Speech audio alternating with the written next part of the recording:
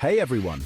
Ready to embark on an epic adventure through Kenya? Let's dive into the essential guide to backpacking in this amazing country. Buckle up, it's going to be a wild ride. From the bustling streets of Nairobi to the breathtaking savannas of the Maasai Mara, Kenya is a country that will steal your heart and leave you speechless. I'm going to share some insider tips and tricks that will make your backpacking trip unforgettable. We'll cover everything from packing light to navigating the local cuisine, all while having a few laughs along the way. Alright, let's kick things off with a little story. It's one of those tales that you look back on and laugh, but at the time it was anything but funny. Picture this. I'm fresh off the plane in Nairobi, wide-eyed and ready to explore. The air is filled with a mix of excitement and the unknown. The city is bustling and I can feel the energy all around me. I hop in a matatu, which is like a local minibus, and tell the driver to take me to the city center. These matatus are an experience in themselves, colorful and lively, filled with locals going about their day. Sounds simple enough, right? Well, here's the thing. I may have forgotten to factor in the language barrier. Nairobi is a melting pot of languages, and my limited Swahili was about to be put to the test. My Swahili was about as good as my ability to fly, which is to say non-existent. I had a few phrases memorized, but they were nowhere near enough to navigate the complexities of a bustling city. So, there I am, crammed into this matatu, sweating profusely, as we zoom past what seems like a million identical-looking streets. The matatu is packed, and I'm wedged between locals who are probably wondering what this lost tourist is doing. After what felt like an eternity, I realize we're completely lost. The landmarks I had noted down were nowhere in sight, and the city center seemed like a distant dream. I tried to communicate with the driver using a combination of hand gestures and broken English, but it's no use. The driver is as confused as I am, and my attempts at Swahili are met with puzzled looks. We're both just getting more and more frustrated. The driver is trying to help, but the language barrier is a wall we can't seem to climb. The other passengers are starting to get impatient, and I can feel the tension rising. Finally, after what felt like a lifetime, I managed to stumble my way to my hostel, exhausted, but somehow still excited for the adventure ahead. The relief of finally arriving is overwhelming, and I can't help but laugh at the absurdity of the situation. Lesson learned: brush up on your Swahili, or at least download a translation app. In today's world, technology can be a lifesaver, and having a translation app can make all the difference. Trust me, your sanity will thank you. And who knows, you might even pick up a few new phrases along the way, making your travel experience even richer and more rewarding. Now let's talk about packing. It's an art form, really, and everyone has their own unique style.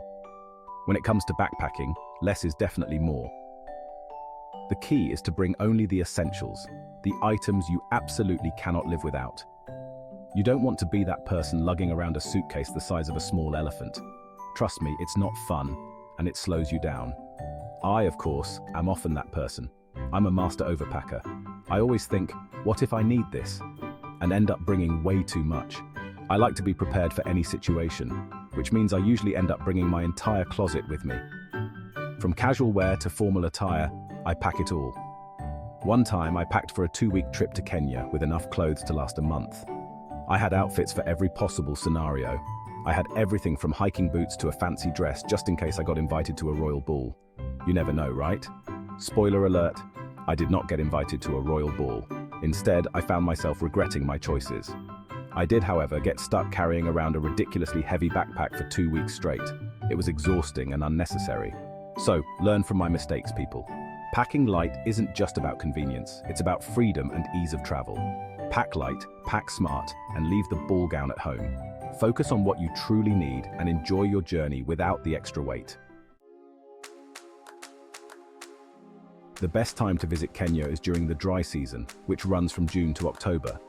During these months, the weather is generally warm and sunny, making it ideal for outdoor activities and wildlife viewing.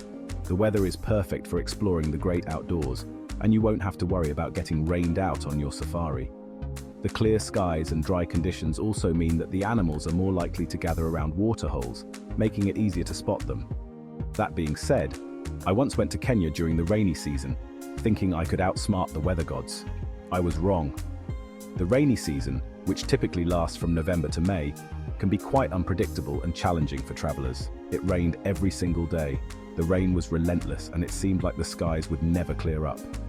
And I'm not talking about a light drizzle. The rain came down in sheets, making it difficult to see and even harder to enjoy any outdoor activities. I'm talking torrential downpours that could rival Noah's Ark. The roads became rivers, and the landscape was transformed into a muddy mess.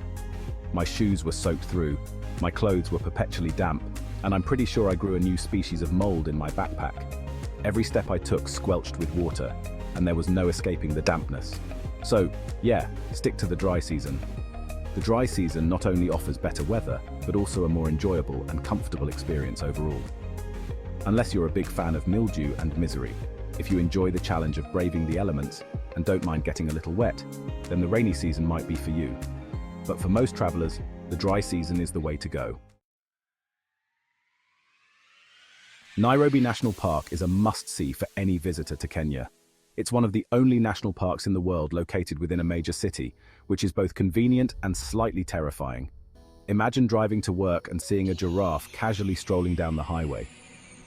That's just a normal Tuesday in Nairobi. But don't let the urban setting fool you. This park is the real deal. You'll see lions, elephants, rhinos, and all sorts of other incredible animals roaming free. It's basically like a zoo, but without the cages and the annoying kids banging on the glass. Plus, the animals are way more impressive when they're not pacing back and forth in a confined space.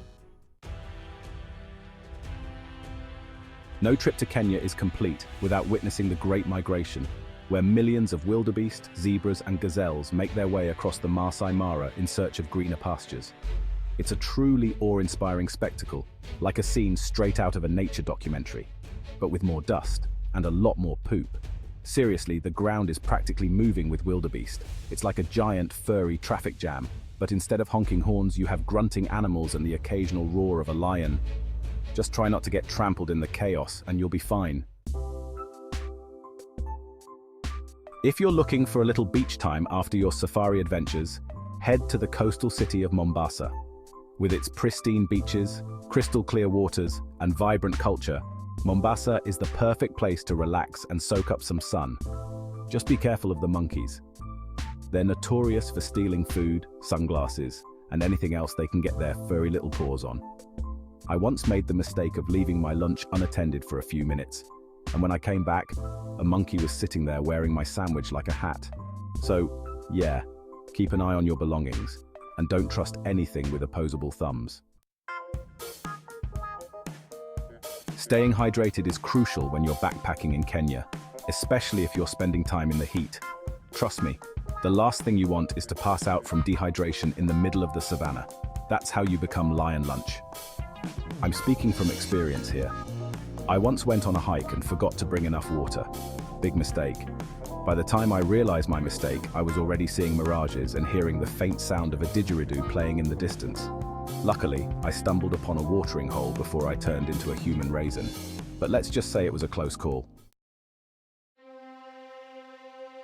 For the adventurous souls out there, climbing Mount Kenya is an experience you'll never forget. It's the second highest mountain in Africa, and the views from the summit are absolutely breathtaking. Of course, getting to the top is no walk in the park.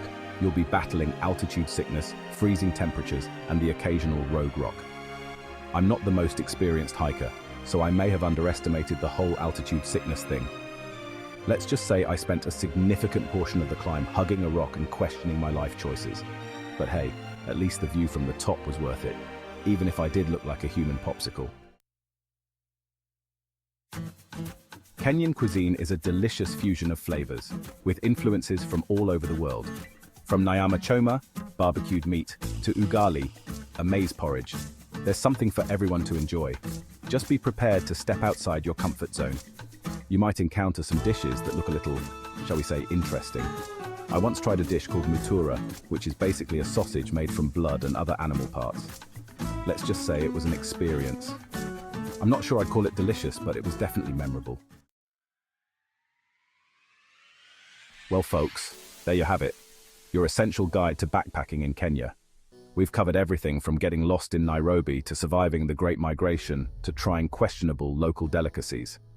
I hope you learned a thing or two, or at the very least, had a few laughs along the way. Remember, Backpacking is all about embracing the unexpected, pushing your limits, and creating memories that will last a lifetime. So, pack your bags, book your flights, and get ready for the adventure of a lifetime in the magical land of Kenya. Thanks for joining me on this crazy adventure through Kenya. I hope you're feeling inspired to pack your bags and explore this incredible country for yourself. Don't forget to hit that subscribe button and leave a comment about your favorite travel tip. I'm always down to hear from fellow adventurers. Until next time, keep exploring and stay awesome.